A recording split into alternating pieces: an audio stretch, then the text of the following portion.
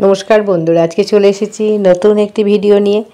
आशा करी আপনারা সকলে ভালো আছেন। বন্ধুরা গাঁদা গাছ কিন্তু এই শীতের মরশুমে ভীষণ ভীষণ সুন্দর একটি গাছ, আর এই গাছের কিন্তু খুব কম পরিচর্যাতেই আমরা অনেক অনেক ফুল পাই। কিছু গাঁদা গাছ আছে দেশি যেগুলোতে অফুরন্ত ফুল ফোটে, কিছু আছে ইনকা। ইনকাগুলো ফুলের সাইজটা বড় হয় কিন্তু ফুলটা তুলনামূলকভাবে একটু কম হয়। আমি এখানে যে গাছগুলো বসিয়েছি সবই কিন্তু দেশি গাছ এবং ডাল কেটে আমি এইভাবে চারা তৈরি করেছি। এই গাছের জন্য আমাদের যে প্রথম যে পরিচর্যাটা করতে হবে সেটা হচ্ছে রোদ। গাছকে কিন্তু সারা দিন রোদে রাখতে হবে।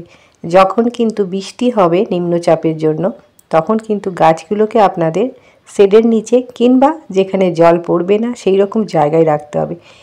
শীতের গাছ মানেই কিন্তু যদি বৃষ্টির জল পায় তাহলে কিন্তু গাছ একেবারে নষ্ট হয়ে যাবে।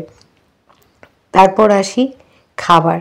গাছকে কখন কোন সময় খাবার দিতে হবে সেটাও কিন্তু বিশেষ পরিচর্যা। প্রথমে আমরা গাছগুলোকে ঝাড় করার জন্য এবং বড় করার জন্য যেমন নাইট্রোজেনযুক্ত খাবার দেব, তেমনই কুড়ি আসার পর আমরা গাছগুলোকে কিন্তু পটাশিয়ামযুক্ত খাবার দিতে হবে। তবেই কিন্তু আমাদের গাছগুলো সারা শীত জুড়ে আমরা ফুল পাবো। এই ছোট ছোট টিপসগুলো কিন্তু আপনাদের অবশ্যই মনে রাখতে হবে। যখন আপনারা কুড়ি গাছ কিনে নিয়ে আসছেন কিংবা দু একটা ফুল ফুটছে তখন ভাবছেন কি খাবার দেবেন, তখন আমাদের গাছগুলোকে পটাশিয়ামযুক্ত খাবার দিতে হবে। আজকে আমি যে খাবারগুলো তৈরি করেছি খুব সহজভাবেই আপনারা বাড়িতে তৈরি করতে পারবেন। এই যে গাছে কুড়ি আসছে এবং গাছটা বেশ ঝাড় হয়ে গেছে, এখন আমাদের ফুলের সাইজটা বড় চাই এবং তার সাথে অফুরন্ত ফুল চাই। তারপর আসি এই গাছে কিন্তু ভীষণভাবে রোগ পোকা ধরে যেগুলো আমরা খালি চোখে দেখতে পাই না। এই গাছের জন্য আপনারা নিম তেল সপ্তাহে একদিন করে অবশ্যই কিন্তু গাছে এইভাবে স্প্রে করবেন।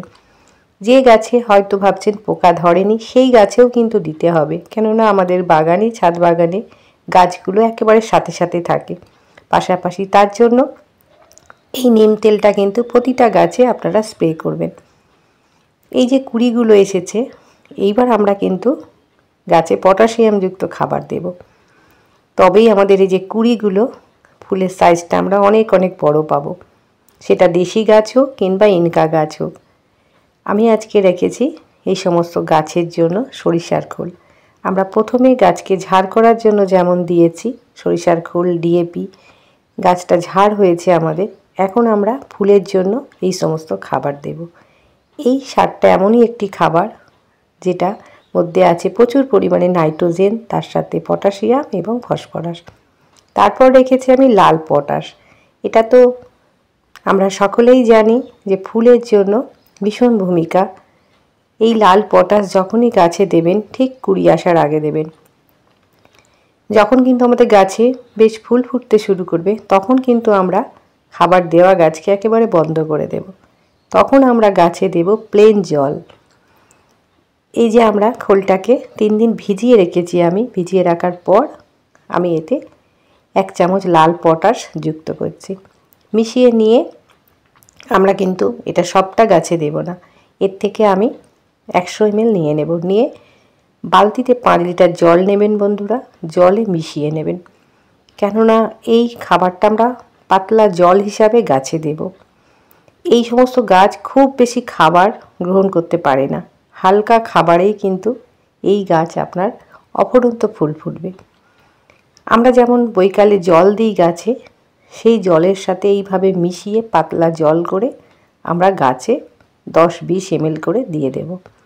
আমাদের গাছগুলোকে ভালো রাখতে হবে, সবুজ সতেজ, তার সাথে ঝাড় এবং ফুল, তবেই কিন্তু একটা গাছ আপনার যখন ফুলটা ফুটবে সেটা কিন্তু দেখতেও সুন্দর লাগবে এবং প্রতিটা শাখায় শাখায় ফুলে ফুলে ভরে থাকবে। আর এইভাবে যখন আপনার ছাদ বাগান সেজে উঠবে নানান ধরনের ফুলে ফুলে, তখন কিন্তু ছাদ বাগান আলো হয়ে থাকবে। আজকের মতো ভিডিওটি শেষ করছি। ভিডিওটি যদি ভালো লাগে অবশ্যই একটা লাইক করবেন, কমেন্ট করবেন। ভালো থাকুন, সুস্থ থাকুন এই বলে আজকের ভিডিওটি শেষ করছি। নমস্কার।